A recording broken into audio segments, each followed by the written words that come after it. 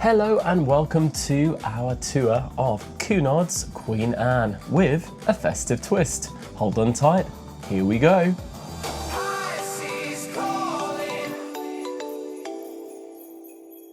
So we're starting out in the atrium of the ship and check out this stunning Christmas tree.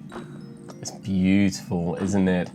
And just around the corner from this absolutely stunning atrium, we've got the purser's office, otherwise known as reception if you're in the UK, or customer services if you're from the US. Now, if you come here, they will be able to help you if you've got any issues with your cabin, any problems on your onboard account, pretty much anything, they are there to help, and they are open 24 hours a day. So now we head into the games room, still on deck one. The selection in here was really vast. So if you're into jigsaw puzzles, board games, playing cards, anything like that, this is where everything is. The selection was massive. You could be entertained for days on here.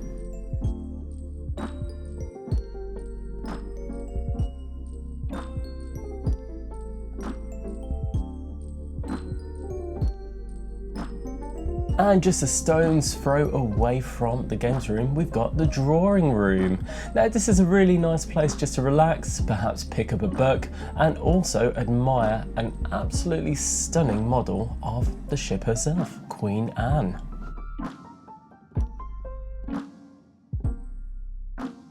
And if you fancy a coffee or a beverage of any kind, it does also happen to have a little bar all of its very own. Spread out across decks 2 and 3, we've got Royal Court Theatre. Now, as far as theatres go, this is an absolutely stunning venue.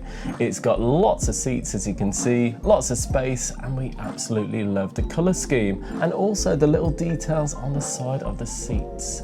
Beautiful.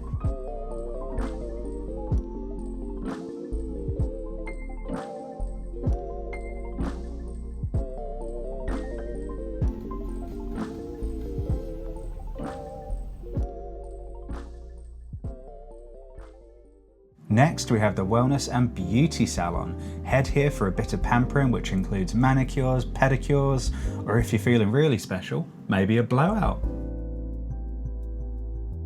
And if you fancy the ultimate day of pampering, why not head down to the thermal spa? Now, this is an absolute stunning area. As you can see, there's lots of different amenities to use. It is worth noting that this is an extra cost feature, but we think it's well worth it. The prices vary, but at the time of sailing, it cost $88 for a 2-hour session. You also have the fitness centre next to the spa. This is included in your cruise fare and is fully equipped with all the latest machines that you would want and need.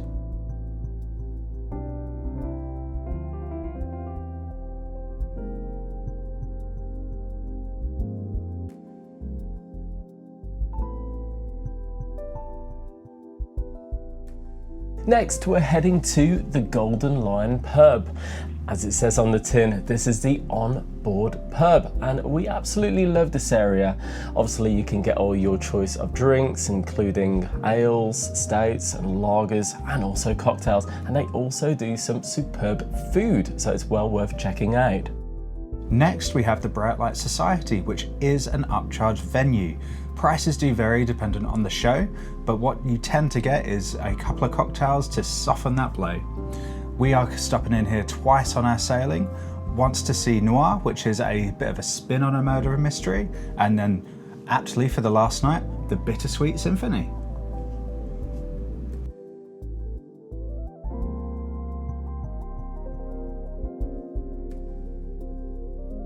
Next, we have one of the real highlights of any Cunard cruise ship. This is the Queen's Room. Head here for your chance to take to the floor and take part in some dancing, and also watch some beautiful evening shows. And how could you forget? Afternoon tea. Of course, we haven't been able to take part in this yet, so our best advice is to head there early, maybe from around 2 p.m. to avoid disappointment.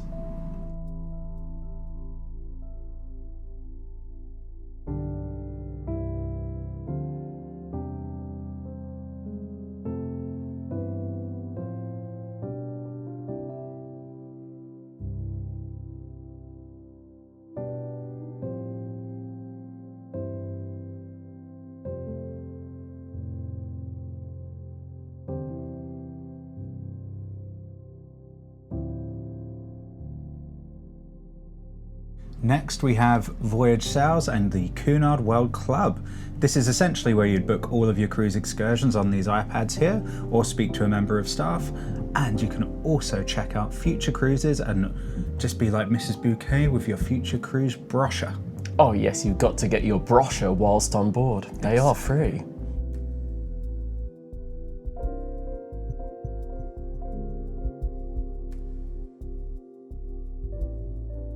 Next, we've got the Britannia Club Restaurant. Now, this is a mid-tier option between Britannia and Grill's guests. It's not a loyalty club, it's a cabin and dining category. There are a few major benefits with this restaurant, featuring anytime dining. It's a smaller, quieter and relaxed restaurant, and generally the service tends to be more attentive than the standard Britannia restaurant, which we will show you shortly. Now we enter the chart room, a really lovely bar which is actually a lot bigger than you expect and has ample seating. Do bear in mind it fills up very quickly on gala evenings, so perhaps get there earlier if you want to indulge in some of the signature cocktails on board.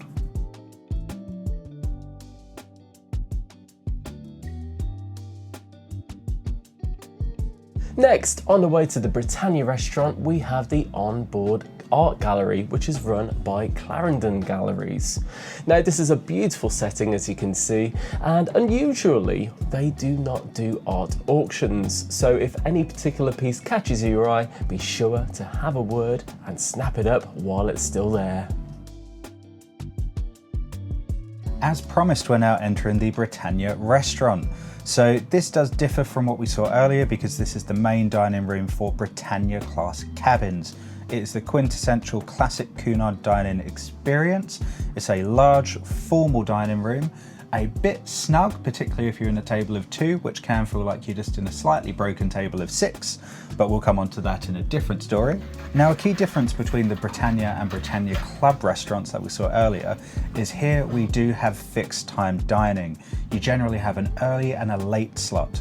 We're on the late, which is 8:30, but we did manage to sneak in one day at 8:12.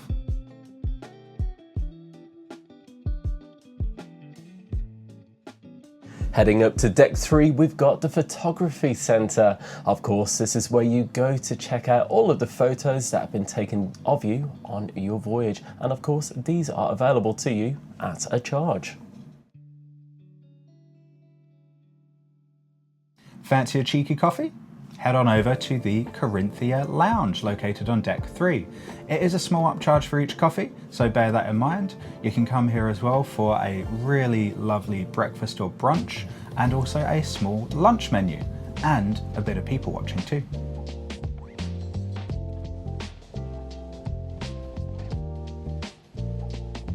As with all modern day cruise liners, there is an abundance of duty-free shops on board. Of course, these are only available to peruse during sailing, but you do have the major perk of them being duty-free.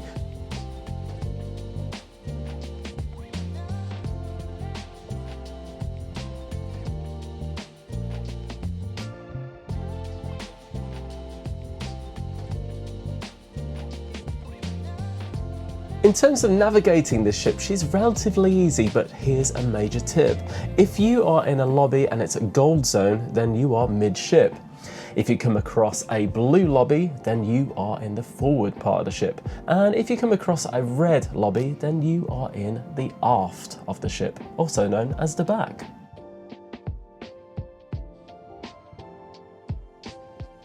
Now we find ourselves in the upper tier of the Queen's Room.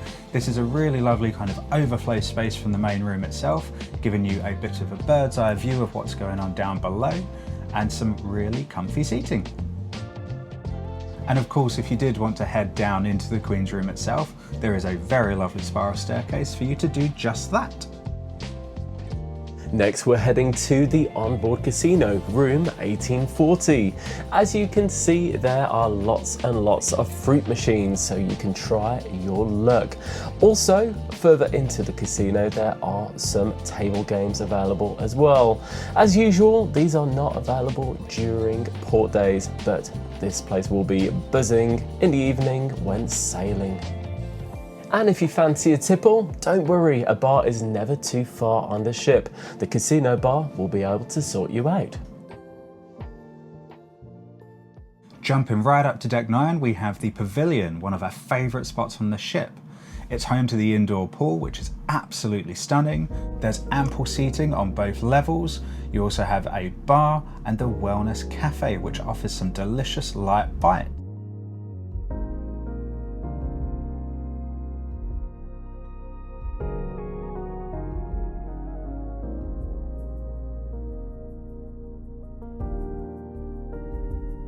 As well as the Pavilion bar, why not treat yourself to some exquisite gelato for an extra charge? And if you fancy some fast food, head over to the Pavilion Grill.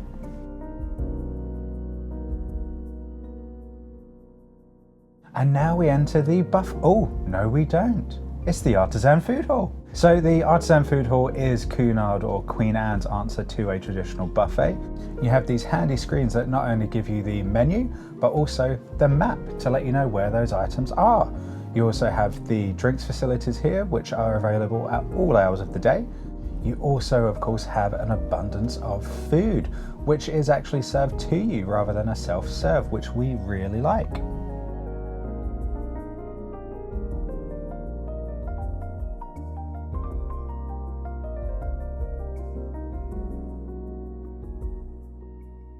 Next, we head across to some of the extra charge restaurants, starting with Britannia, which is an Indian fusion cuisine restaurant. As we said, it is an extra charge, but we genuinely feel it is worth it. We've eaten here before and we had the best time.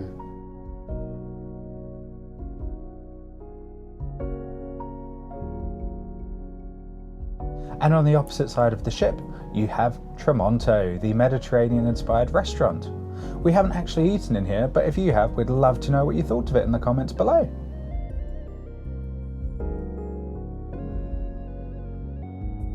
Towards the aft of deck 9, we have the Panorama Pool Club.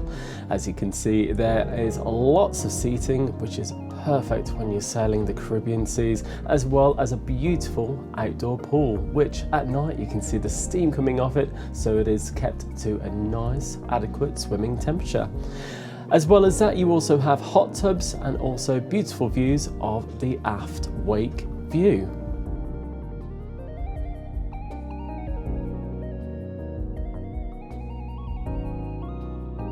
Okay, we're now going to jump up to deck 10. So on deck 10, you've got some outdoor activities such as archery and also shuffleboard.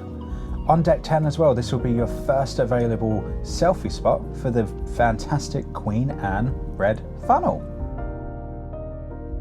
Staying on deck 10, we have more of the upcharge restaurants featuring Ajiwa, which is a Japanese themed restaurant. Here you can have Japanese cuisine as well as sushi.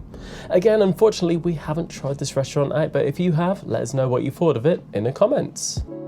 Next to Ajiwa, you also have Sir Samuel's Steakhouse, which is a steakhouse, funny enough. So they do also have some other options available if steak isn't quite your thing. And of course, the famous rum bumbo.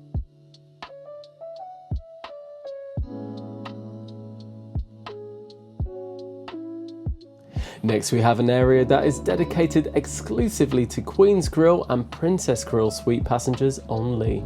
This is the Grill's Lounge, featuring a Grill's concierge and also an exclusive bar and cafe area, and this beautiful tree as a centerpiece. Adjoined to the lounge, you'll find the Princess Grill. This is an open anytime dining option with your own reserved table. You generally have better menu quality and execution. Also, as a cheeky little benefit, your own afternoon tea exclusive to Grill guests.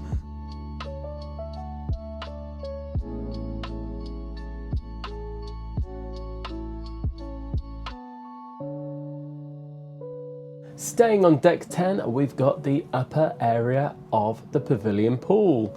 And as you can see, you get some beautiful views as well as access to the Wellness Cafe. This is ideal for a light breakfast or lunch.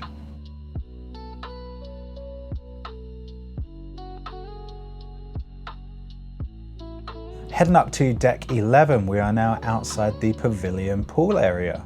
Here on a sunny day, you've got some great opportunities for views and soaking in some sun, plus access to the Pavilion Wellness Studio, which we are now inside.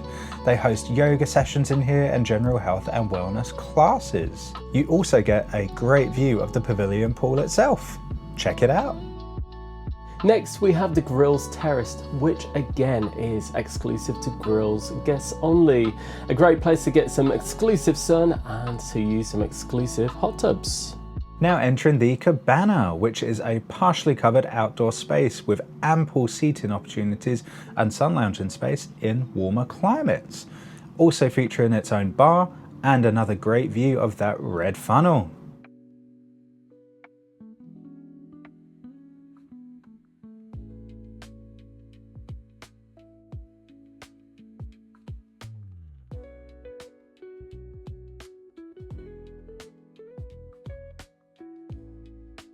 Next we're heading up to deck 12 and our first stop is Churchill's, a place to sit down and grab a brandy and a cigar and talk about how we've become masters of our own universe.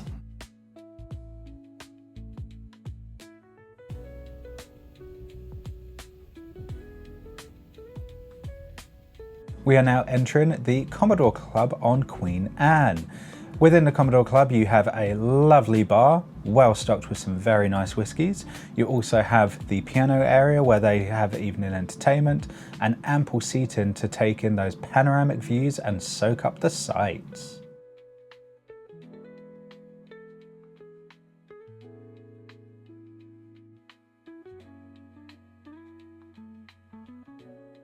And just around the corner you will find the library, which is filled to the brim with books, as one can imagine. As well as books, you've got some beautiful seating so you can sit down, relax and take in the sights. And just around the corner from the library, we didn't get any footage, but there are kids clubs areas here, so if you're bringing any children on, this is where they'll be heading to. And up on deck 14 is the Sky Bar. So this bar offers exceptional views of the ship, particularly on a sunnier day. A truly great place to relax, unwind and enjoy a cocktail. You can also take a swing at golf as well as various other deck games. If you enjoy smoking or vaping, the only place you're able to do it is here on deck 14. There are no indoor areas available to smoke or vape.